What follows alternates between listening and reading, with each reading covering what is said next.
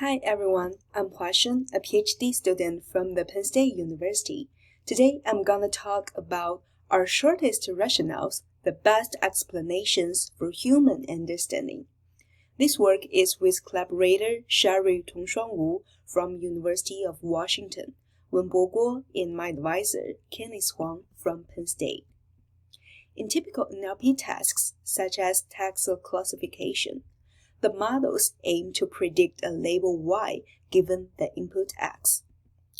As models are black box, humans want to interpret why the model arrives at this specific label, in which one common method is to interpret with rationale, where we define the rationale as a sufficient subset of input text to explain the model's prediction.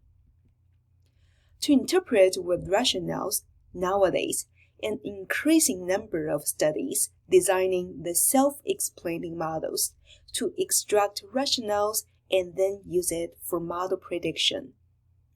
These methods commonly include an identifier to generate rationales and the classifier to make prediction only using these rationales.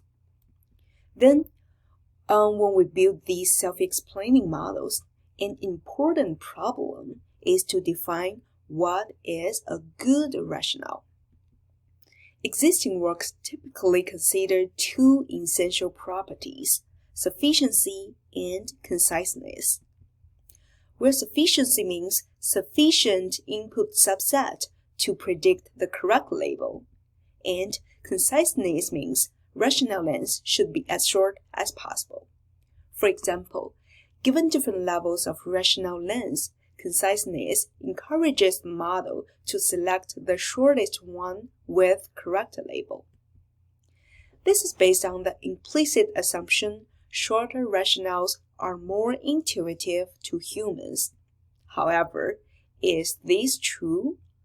This common assumption has yet to be validated with human studies. So, in this work, we want to ask, are shortest rationales indeed the best explanations for human understanding? And we aim to study the unexplored effect of rationale length on human interpretability. Surprisingly, we actually find that shortest rationales are largely not the best for human understanding. So, how did we get this finding? Generally speaking, we first design a self-explaining model, Limitedink, that can control rationale length, and then conduct user studies to investigate the effect of rationale length on human understanding. For more details, our Limitedink also includes an identifier and a classifier.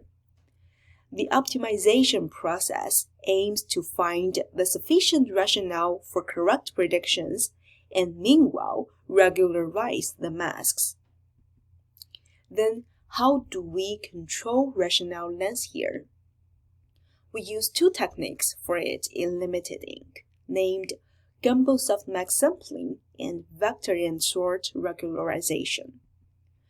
While in Gumbel softmax sampling, we apply the Gumbel softmax trick for k times to sample the top k important features.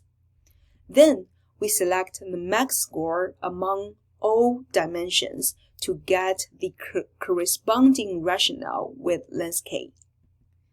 On the other hand, we further regularize the generated mask to be of length k with vector and the sort method, which enforces our sorted mask to approximate a predefined benchmark.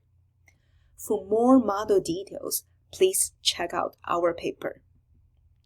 As a result, we evaluate Limitedink with two commonly used rationale metrics, end-task classification and human annotated rationale agreement.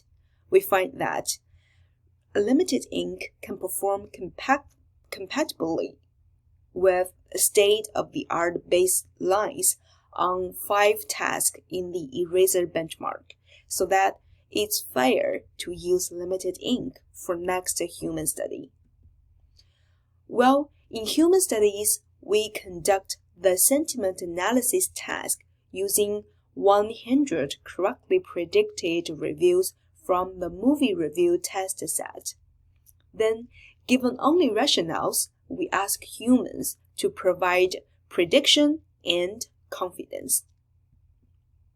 We further extract 5 lens levels of rationale with both Limitedink and the corresponding random baseline.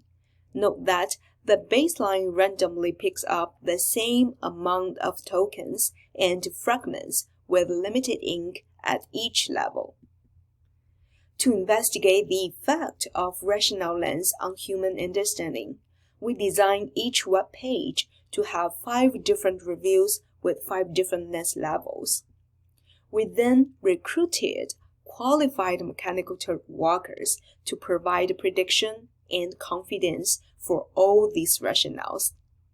Further, it's worth noting that we strictly control the workers' participation so that the participants want to see the same review repeatedly and gradually know all the words.